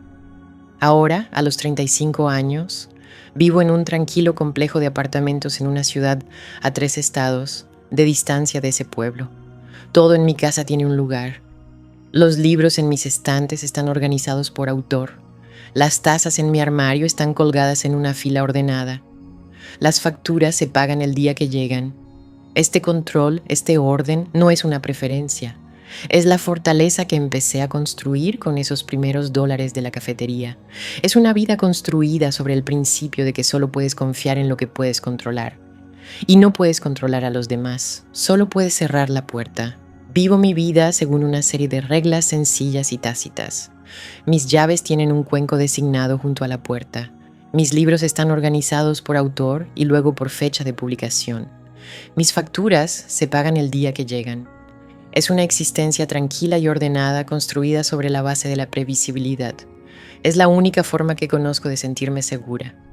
Durante años pensé que este sistema era mi defensa contra el caos del pasado. Mirando hacia atrás, veo que también fue un muro que construí alrededor de una pregunta que tenía demasiado miedo de hacer. ¿Por qué? La respuesta no vino de una confesión entre lágrimas, ni de una carta perdida hace mucho tiempo. Llegó un martes por la noche, iluminada por la fría luz azulada de la pantalla de mi portátil. Tenía 28 años, 7 años después de haber visto a mis padres por última vez, en mi 18º cumpleaños. No podía dormir, algo poco común, y caí en la madriguera del conejo de internet, escribiendo nombres de mi pasado en una barra de búsqueda. Es una forma moderna de acecho, creo. Escribí el nombre de mi madre, luego el de mi tío, nada más que fantasmas digitales. Luego, casi como una ocurrencia de último momento, escribí el de mi padre, Michael Reed. Los primeros resultados no fueron nada. Un listado comercial de una ferretería en un estado vecino, un perfil genérico en redes sociales sin foto. Pero entonces lo vi, un enlace al archivo de registros públicos del condado, el archivador digital de un pequeño pueblo. Hice clic, mi corazón dio un extraño y sordo latido, y allí estaba, anidado entre registros de impuestos a la propiedad y licencias de matrimonio, una simple y declarativa línea de texto. Caso Nomen 734 CR, Reed, Michael J. Cargo, conducir bajo la influencia. La fecha era poco más de un año después de que me dejaran en Northwood, 1 año y 2 meses para ser exactos. Miré la pantalla, las palabras crudas y sin emoción. Eran solo datos, solo un hecho. Pero en ese momento, 17 años de confusión, angustia y una profunda y persistente sensación de fracaso personal se derrumbaron en un único y feo punto de luz. Era el tipo de claridad que se siente como un golpe físico, dejándote sin aliento. Una mala racha, así lo llamaban. No era una mala racha, era un encubrimiento. Durante todos esos años, en los rincones más tranquilos de mi mente, una pequeña parte infantil de mí se había aferrado a la historia que contaban. La historia de 2 padres que luchaban, que estaban abrumados, que cometieron un terrible error, lleno de pánico. Los había imaginado llorando en el coche después de irse, convenciéndose de que era por mi propio bien. Un acto de amor trágico y equivocado. La acusación por conducir bajo los efectos del alcohol redujo esa fantasía a cenizas. Mirando hacia atrás, lo veo todo con tanta claridad. La llamada de la fiscalía no fue solo una amenaza a su reputación, fue un foco de atención, y yo era quien lo sostenía. Era la única persona que veía el panorama completo. Vi el vodka barato que mi madre escondía en libros ahuecados. Vi los ojos vidriosos y las manos temblorosas de mi padre después de pasar una noche en el garaje. Oí las discusiones arrastradas que se filtraban por las paredes de mi habitación. Yo era el que vivía, el archivo palpitante de sus secretos. Yo fui testigo. No se libraron de una hija. Se libraron de un lastre. El recuerdo de mi padre conduciendo de repente se volvió más nítido, más aterrador. Recordé un sábado, cuando tenía 10 años, me llevaba a la biblioteca municipal. Había estado trabajando en el jardín, lo que ahora sé que significaba beber cerveza en el cobertizo. Olía agridulce, a fruta podrida y sudor. Tomó una curva demasiado rápido. Las llantas chirriaron y por un segundo el mundo fuera de mi ventana se inclinó en un ángulo espantoso. Recuerdo agarrar la manija de la puerta con los nudillos blancos. Él solo rió. Un sonido fuerte y retumbante que no sonaba como él. «¡Guau! ¡Ahí! ¡Rápido!», dijo, alborotándome el cabello. En ese momento solo estaba asustado, un niño asustado por una curva rápida. Ahora como adulto, mirando hacia atrás, veo la verdad. Veo a un hombre borracho conduciendo a su hijo por la ciudad. Veo un accidente esperando a ocurrir. Veo un DUI, un registro público, una vergüenza tan profunda que habría destrozado la casa de cristal perfecta que mi madre había construido con tanto cuidado. Y el tío Ray, el divertido tío Ray, el solucionador de problemas. Su papel también cobró relevancia. No era solo un facilitador que les dio a mis padres una idea terrible, era un estratega. Estaba gestionando riesgos, el riesgo era yo, mi conocimiento, la posibilidad de que volvieran a hablar, no con un profesor, sino con un policía, con un trabajador social que no se dejaría engañar tan fácilmente. Northwood no era un último recurso, era una solución, una forma limpia, legal y permanente de silenciar a un testigo y sellar las pruebas. Fue brillante, a su manera monstruosa. La frase que mi madre susurró en el coche ese día resonó en mi cabeza, pero las palabras ahora tenían un peso diferente. Es para bien, no para bien mío, para bien de ellos. Cada detalle de ese día se replanteó bajo esta nueva y aterradora luz. El silencio de mi padre en el coche no era el dolor silencioso de un hombre que pierde a su hija, era el silencio tenso de un hombre que acaba de esquivar una bala. La sonrisa frágil de mi madre no era un rostro valiente, era la máscara de alguien que acababa de asegurar su futuro. La oficina estéril, los papeles impecables que firmaron sin dudarlo. Era una transacción. Estaban cerrando un trato. El alivio que confundí con aturdimiento en sus rostros al alejarse era solo eso, alivio. Eran libres. La acusación por conducir bajo los efectos del alcohol lo demostraba. 1 año después, sin que yo estuviera presente para verlo, finalmente cometió un desliz en público. pero para entonces era solo la vergüenza privada de un hombre, una multa, una licencia suspendida. No había ningún niño en el panorama que complicara las cosas, ningún largo historial de abuso que un trabajador social pudiera descubrir. La hija problemática estaba recluida en un centro estatal, con su credibilidad ya socavada por la misma historia que habían inventado para meterla allí. Se habían vacunado contra la verdad. Me recliné sobre mi portátil. El protector de pantalla era un remolino de colores abstractos. Mi apartamento estaba en silencio. No el silencio pesado y tenso del hogar de mi infancia, sino un silencio limpio y vacío, un silencio elegido, todo en su lugar, sin secretos ocultos en los armarios, sin mentiras flotando en el aire. Durante años cargué con el peso de su decisión como si fuera mi propio fracaso. No era lo suficientemente bueno, no era lo suficientemente callado, no merecía la pena luchar por él. Pero nunca se trató de mí. No era un niño problemático, era un niño con un problema. Y ese problema eran ellos. El pastel de mi 18º cumpleaños, las caras esperanzadas y sonrientes, la oferta de un nuevo comienzo, fue la mentira más audaz de todas. No me estaban ofreciendo un nuevo comienzo, estaban celebrando el suyo, el que habían comenzado 7 años antes, en el momento en que su coche arrancó de Northwood, dejando su mayor secreto encerrado tras sus puertas, y tuvieron el descaro de volver, esperando que aplaudiera. El cursor parpadeó en la pantalla, un pequeño y rítmico latido junto al nombre Michael J. Miller. Era lo único en la habitación que parecía moverse. Mi propia respiración se había detenido.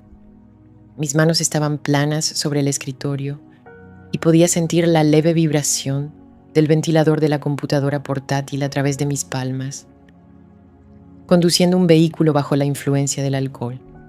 12 de marzo de 1999, un año y 2 meses después de que me dejaran en Northwood. El silencio en mi apartamento era el tipo de silencio que solía cultivar, el tipo por el que pagaba. Era mi santuario, pero ahora no era pacífico. Era el tipo de silencio que es más fuerte que gritar. Era un vacío, y la única oración en la pantalla se apresuraba a llenarlo, expandiéndose hasta que la presión en mis oídos era inmensa. Durante 24 años había cargado con una historia. Era algo pesado y deforme, pero era mío. La historia era que mis padres, presa del pánico por una llamada de CPS, habían cometido un terrible y cobarde error. Se habían derrumbado bajo la presión de su mundo pueblerino y la obsesión de mi madre por las apariencias.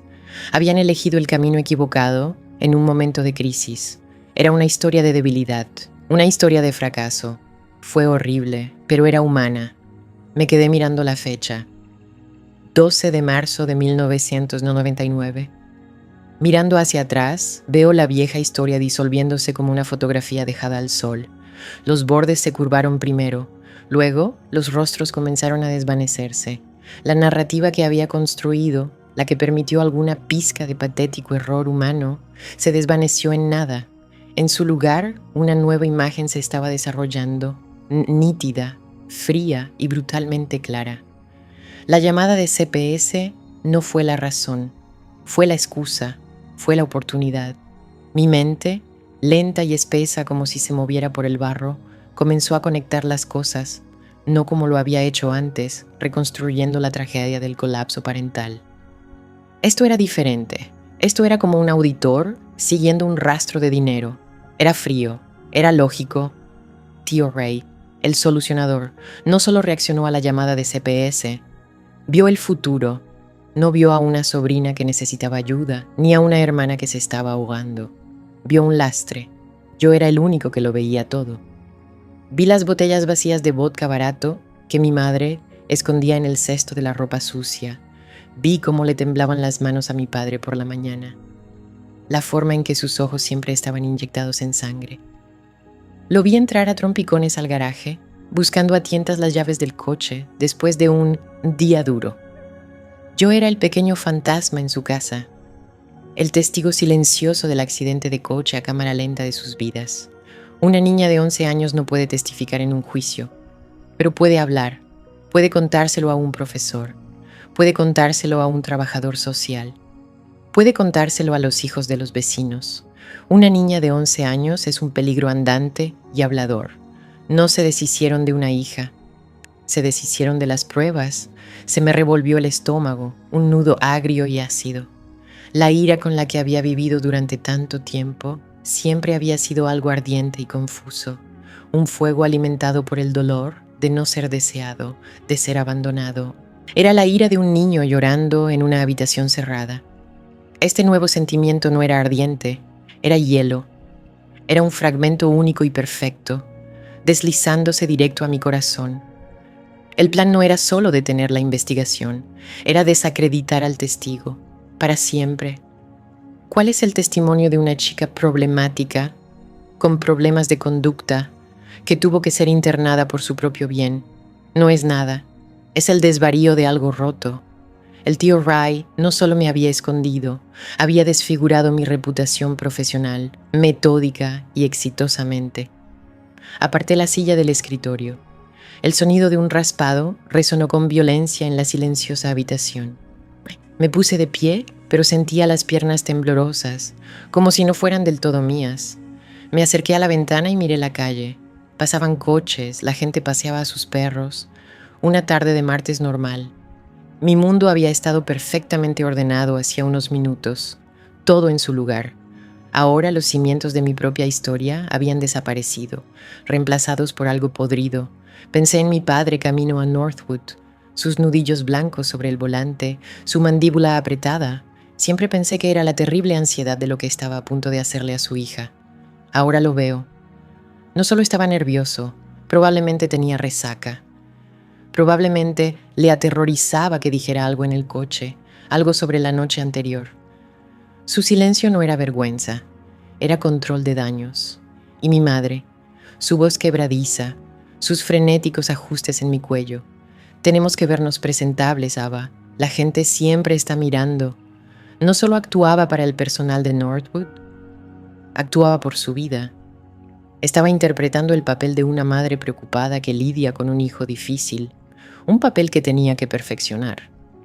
Porque la alternativa, la verdad, era que era la copiloto en una vida que la llevaba a un arresto por conducir bajo los efectos del alcohol, o algo peor, un registro público, la vergüenza máxima, justo lo que toda su existencia estaba destinada a evitar. Me intercambiaron por sus secretos, fue así de simple, una transacción limpia. Mi apartamento, mi fortaleza de soledad y orden, de repente se sintió como una pieza de museo de mi propio delirio. La ordenada pila de libros en la mesa de centro, los bolígrafos perfectamente alineados en la taza de mi escritorio, los frascos de especias en la cocina, todos con las etiquetas hacia afuera. Todo fue una reacción a una mentira. Había construido esta vida para contrarrestar el caos de su fracaso emocional. Pero no era caos, era una estrategia, era una decisión de negocios. Y yo era el costo de hacer negocios. Caminé de regreso a la computadora portátil. La pantalla brillaba. Michael J. Miller conduciendo bajo los efectos del alcohol. Todo tenía sentido.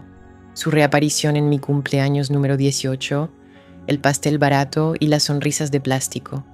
No fue un torpe intento de reconciliación. Fue el paso final de su plan. Tenían que ver si había funcionado, si yo seguía siendo una amenaza. Mi frío rechazo, el portazo en sus narices, debió haber sido un alivio. El problema se había resuelto. El activo había sido liquidado y ya no era asunto suyo. Una mala racha, así lo llamaban. Extendí la mano y lenta y deliberadamente cerré la tapa de la computadora portátil. El clic fue suave, pero se sintió como un disparo. El cursor parpadeante había desaparecido. La pantalla brillante había desaparecido.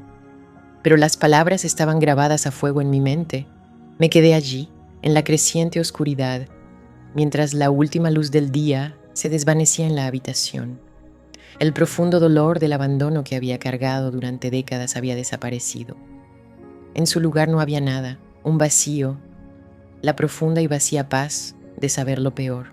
No había más preguntas, no había más sombras, solo existía la verdad cruda, fea y desprovista de toda emoción. No era la víctima de una tragedia familiar. Era un cabo suelto, perfectamente atado. El resplandor de la pantalla del portátil era la única luz en mi apartamento. Afuera, la ciudad tarareaba su habitual canción nocturna. 1 millón de vidas moviéndose en patrones predecibles. Mi propia vida, la que había construido con tanto esmero, acababa de ser demolida. No por una bola de demolición, sino por un único y granulado PDF, un registro público. Michael Reed, conducir ebrio, primera infracción. La fecha era lo importante. 1 año y 3 meses después de que me llevaran a Northwood, 1 año después de que supuestamente la mala racha hubiera terminado. Durante horas me quedé allí sentada. La ira que esperaba no llegó. No del tipo ardiente y estridente, al menos. Esto era diferente. Era un miedo frío y esclarecedor. El tipo que sientes cuando te das cuenta de que el monstruo no solo estaba en el armario, era el que te arropaba por la noche. La fortaleza que había construido a mi alrededor, con sus ordenadas pilas de libros y sus habitaciones silenciosas y ordenadas, de repente se sintió como el castillo de arena de un niño contra la marea creciente. Fue construida para protegerme de un pasado que creía entender, del abandono, de la debilidad, de un terrible error provocado por el pánico. Nunca se supuso que soportara la malicia. La vieja historia se desmoronó, aquella en la que mis padres, presas del pánico por una llamada de la CPS, tomaron una decisión desesperada y torpe. Aquella en la que solo eran 2 personas ahogándose en su propio desastre, agitándose y arrastrándome accidentalmente con ellos. Esa historia, a pesar de todo su dolor, tenía una pizca de humanidad. Permitía el error, el arrepentimiento. Esta nueva historia, iluminada por el historial de Dewey, fue clara y nítida como un cristal. Fue una historia de gestión de riesgos. Mirando hacia atrás, veo todo con una perspectiva nueva y aterradora. No era una niña inoportuna, era un lastre, la única testigo, la única persona que vio las botellas de vodka vacías escondidas en el cesto de la ropa sucia, la que oyó las discusiones arrastradas y atroces que se filtraban por las paredes después de que se suponía que debía estar dormida. Mi llamada a la señora Gable no fue un grito de auxilio. Para ellos fue la señal de alerta. Era una amenaza para la obra de teatro cuidadosamente construida de sus vidas. Mi padre, el fantasma en nuestra casa, no era solo pasivo. Su silencio era una estrategia. Mi madre, con su frenética obsesión por las apariencias, no era solo narcisista. Era una general que defendía las fronteras de su frágil reino. El pequeño pueblo del Medio Oeste no era solo un escenario. Era el público que nunca podían permitirse perder. Y el tío Ray. Él no era el tío divertido, era el solucionador. El recuerdo de su última visita antes de que me llevaran regresó, ya no borroso, sino nítido y feo. Había aparecido un martes por la tarde. Su coche grande y alegre entró en nuestra entrada como una carreta de circo. Mi madre estaba hecha un desastre, con la cara pálida y enrojecida, las manos temblorosas mientras fumaba un cigarrillo tras otro en el porche. Mi padre simplemente se había ido. No físicamente, pero sus ojos estaban a kilómetros de distancia. El tío Ray entró, todo sonrisas y saludos a viva voz. Me alborotó el pelo. ¿Cómo está mi mejor amiga?, me preguntó con voz atronadora, poniendo una piruleta pegajosa en mi mano. No entendí entonces, sentada en las escaleras y lamiendo el azúcar con sabor a cereza, que me estaban controlando. Me estaban apaciguando mientras los adultos tenían una charla seria en la cocina. Podía oír sus voces, un murmullo bajo y urgente. La de mi madre, débil y quebradiza. La de mi padre, un murmullo inútil y derrotado. Y la del tío Ray, la dominante, tranquila, práctica. Su voz era el sonido de los problemas que se disipaban. Recuerdo fragmentos. No hay otra opción, Sara. Ya sabes lo que pasa si indagan más. Ya no se trata solo de la bebida. Una ruptura limpia. Es lo mejor. Esa frase otra vez. Para lo mejor. Un centro estatal. Es tranquilo. Dirán que tenía problemas. Te da una historia, una verosímil. La gente te compadecerá. En aquel entonces solo pensaba que les estaba ayudando a superar la mala racha. Pensaba que estaba arreglando las cosas para que pudiéramos volver a ser una familia. Ahora lo veo. No era un médico que vendaba un hueso roto, era un carnicero, explicando con calma la forma más eficiente de amputar una extremidad para salvar el cuerpo. Yo era la extremidad. El asunto de proteger su vida secreta era el cuerpo. Era un cálculo simple y frío. Enviar a su hija lejos era un pequeño precio a pagar por su propia supervivencia. La condena por conducir bajo los efectos del alcohol, un año después, lo demostró. No habían mejorado, simplemente se habían deshecho de la evidencia. La ira finalmente llegó. Era un zumbido bajo y constante que empezó en mis huesos. No era el dolor salvaje de un niño abandonado. Era la rabia concentrada y silenciosa de una testigo cuyo testimonio había sido robado. No solo me habían abandonado, sino que me habían borrado. Desacreditaron preventivamente a la única persona que podía decir la verdad, convirtiéndola en una niña problemática de un hogar difícil, una historia que todos en ese pueblo se tragarían con gusto. Mi vida meticulosamente ordenada era una reacción a su caos. Mi silencio era un escudo contra su ruido. Mi soledad era una fortaleza contra sus mentiras. Pero ¿qué haces cuando descubres que la fortaleza se construyó en el lado equivocado del campo de batalla? Me puse de pie. El movimiento era rígido. Me dolían las articulaciones de estar sentado en la misma posición durante tanto tiempo. Caminé hacia mi portátil y pulsé imprimir. La impresora cobró vida con un silbido, escupiendo la única página que contenía la verdad. La tinta era oscura y absoluta sobre el nítido papel blanco. Michael Reid Dewey. La doblé con cuidado 2 veces y la guardé en mi bolsillo. No había ningún plan grandilocuente. No había ensayado en mi cabeza ninguna confrontación dramática como de película. Solo había un impulso único e innegable. Tenía que volver, no a la persona que era, sino al lugar. Recorrí mi apartamento con un nuevo propósito. Los movimientos eran los mismos que hacía a diario, pero el significado había cambiado. Preparé una pequeña bolsa de viaje, un cepillo de dientes, una muda de ropa, una botella de agua. Parecía menos como preparar el equipaje para un viaje y más como reunir provisiones para una excavación largamente esperada. Regresaba al lugar de la excavación.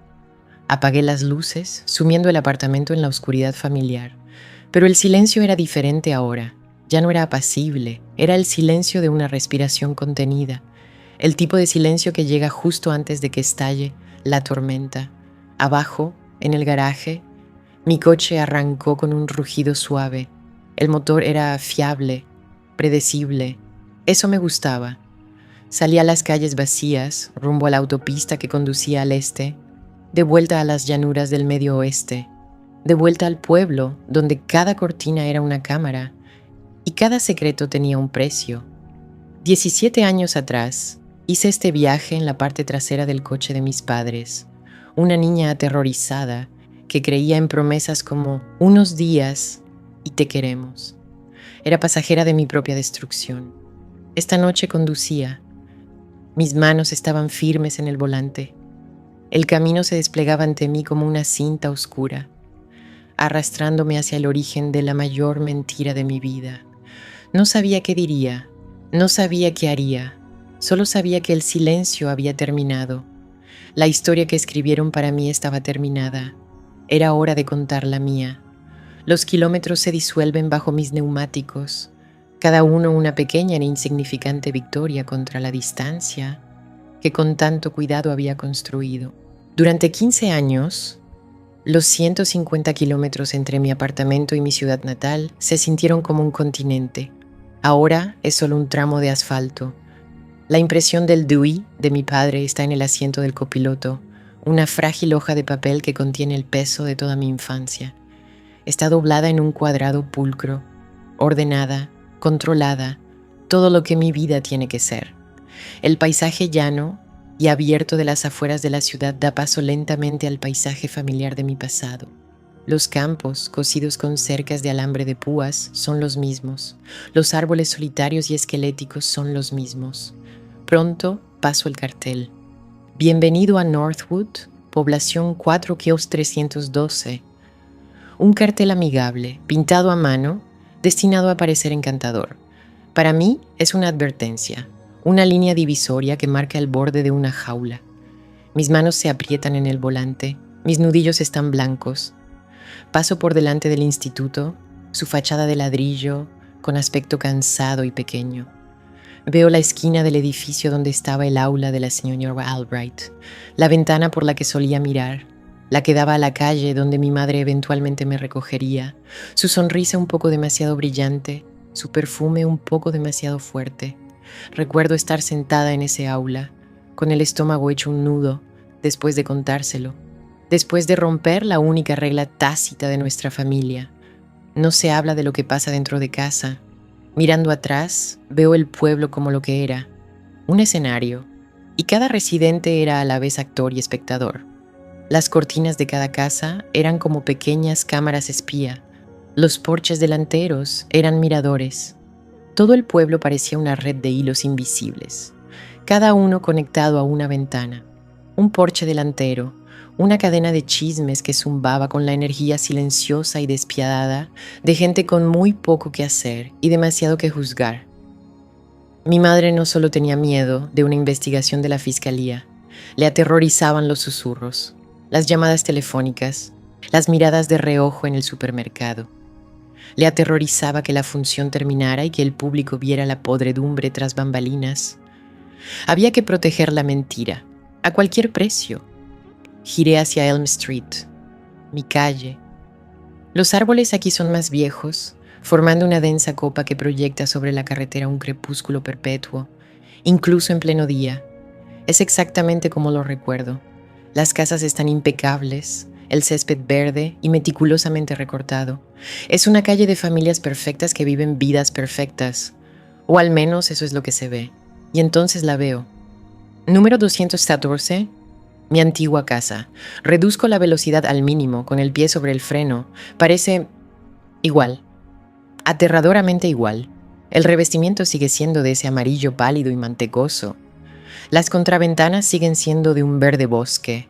Los rosales que mi madre cuidaba con tanto esmero siguen ahí, podados en montículos perfectos y apretados contra los cimientos. Es una casa de muñecas, una foto de revista. Hay un coche nuevo en la entrada, un sedán práctico y aburrido, pero la casa en sí es una cápsula del tiempo. Casi puedo ver el fantasma de mi padre regando el césped, un fantasma incluso cuando estaba vivo. Casi puedo leer el tenue y acre aroma a lejía que usaba mi madre para eliminar cualquier rastro de vida, de desorden de nosotros. Por un instante, un dolor fantasma me invade el pecho. La niña que llevo dentro, la que vivía en los espacios tranquilos de esa casa, quiere parar. Ella quiere caminar por ese camino de concreto familiar, girar la vieja perilla de latón y descubrir que todo fue una pesadilla, que están adentro esperando. Lo siento mucho. Pero la adulta, la mujer de 35 años con el registro de Dewey en su asiento del pasajero, lo sabe mejor. La ira ya no es algo caliente, algo intermitente. Lo fue, por mucho tiempo. Ahora es fría, pesada, una piedra en mis entrañas. Es la frialdad de la comprensión, la furia silenciosa que surge de comprender la mecánica pura y calculada de la traición. No fue un error, no fue un momento de pánico, fue un plan. No me abandonaron para salvarse de un solo informe de CPS, me abandonaron para salvarse de un futuro de ellos. La bebida de mi padre no fue una mala racha, era una enfermedad y yo era el testigo principal. No se deshicieron de un problema, se deshicieron de la persona que podía testificarlo. Necesitaban desacreditarme, convertirme en el niño problemático de la buena familia para que, si alguna vez hablaba, nadie me creyera. Siempre fue difícil. Lo hicieron todo por ella. Terminó en uno de esos lugares, ¿sabes? Fue un ataque preventivo contra la verdad. Y la artífice de ese plan no fue mi madre, con su miedo frenético y obsesionado con la imagen. No fue mi padre, con su deseo cobarde de paz a cualquier precio. Eran peones, fácilmente manipulables por sus propias debilidades. El artífice fue el tío Ray, mi divertido tío Ray, el que siempre tenía un billete nuevo de $20 para mí, el que contaba los mejores chistes en acción de gracias, El que llamaba al centro, una escuela especial. El que, al teléfono con mi madre, había hablado con voz baja y firme, la voz de un hombre que resuelve un problema. Esta es la única manera, Sara. Es limpio, es lo mejor. Él era el que solucionaba los problemas. Él entendía la ciudad, el sistema, la imagen. Sabía cómo hacer desaparecer un problema. Yo era el problema. Pisé el acelerador de nuevo, con la mirada fija en mi vieja casa por el retrovisor hasta que desapareció. No me detuve. No estaba aquí para ellos. Todavía no. Enfrentarlos sería una tormenta de lágrimas, excusas y arrepentimiento performativo. Mi madre lloraría, mi padre se quedaría mirando al suelo. Hablarían de un nuevo comienzo. Sería una distracción emocional y caótica. Necesito precisión. Necesito al arquitecto. Conduje otras 3 manzanas y giré hacia Maple Avenue, su calle. Su casa era diferente a las demás. Mientras que el resto del barrio buscaba una especie de perfección tradicional y discreta, la casa de Ray era más ruidosa. Es una construcción más nueva. Una casa colonial de 2 plantas con revestimiento de vinilo blanco brillante y pilares que parecían demasiado imponentes para el tamaño de la casa. Era agresivamente alegre. Su césped tenía un tono verde casi artificial. Una camioneta nueva, negra y reluciente está en la entrada. La casa de un hombre exitoso. Un hombre que arregla todo. Un hombre que sabe cómo presentar un exterior impecable al mundo. Estaciono mi auto en la acera de enfrente, apagando el motor. El repentino silencio es ensordecedor. Por un momento me quedo aquí sentada, observando la casa. Es tan normal, tan repugnantemente, perfectamente normal. Un pájaro canta en un cable telefónico sobre mí. Una mujer empuja un cochecito por la acera, sonriéndome con la amabilidad relajada y vacía de un extraño que no sabe que está mirando a un fantasma. Me acerco y recojo el papel doblado del asiento del copiloto. Los bordes están afilados en mi mano. Este es el primer paso. No una explosión de ira, sino una inserción silenciosa y deliberada de hechos en una vida construida sobre la ficción. Ya no soy la niña asustada de 11 años en la parte trasera de un coche. No soy la adolescente destrozada que intentaron recuperar con un pastel barato. Soy el testigo que intentaron borrar. Y he vuelto. Mi corazón no está acelerado.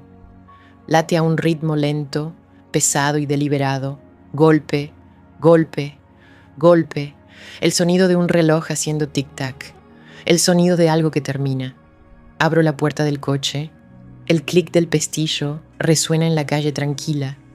Salgo, me aliso la chaqueta y con el papel firmemente en la mano, empiezo a cruzar la calle hacia la puerta de entrada, perfecta, alegre y mentirosa, del tío Wright. La pintura de su puerta es de un amarillo alegre e insistente. Es el tipo de color que no admite tristeza, una fuerte declaración de felicidad destinada a ser escuchada a lo largo de toda la manzana. Mis nudillos flotan a centímetros de la madera. Los siento desconectados de mi cuerpo, pequeños huesos blancos suspendidos en el aire frío. En mi otra mano, el papel es un rectángulo delgado y afilado, un registro público, un hecho. Llamo.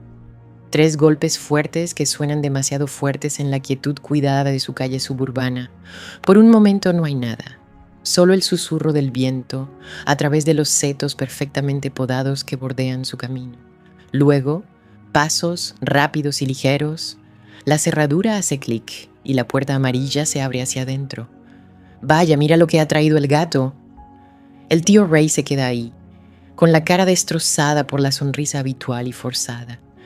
Ha envejecido, pero ha envejecido bien, como suele pasar con la gente adinerada y sin preocupaciones profundas. Ahora lleva el pelo más canoso que picante, pero con un corte caro. Lleva un jersey gris de cachemira suave. Sigue pareciendo el tío divertido, el que traía los mejores regalos en Navidad y me daba billetes de $20 cuando mi madre no miraba. Ava, cariño, qué sorpresa, ¿qué haces aquí? Sus ojos recorren la calle a mis espaldas buscando público, viejas costumbres. Hola, Ray, digo. Mi voz es firme, más fría de lo que esperaba. Pasa, pasa, no te quedes ahí fuera con el frío. Retrocede un paso, abriendo la puerta de par en par, en un gesto de magnánima bienvenida. Dudo, mi plan era llegar hasta allí.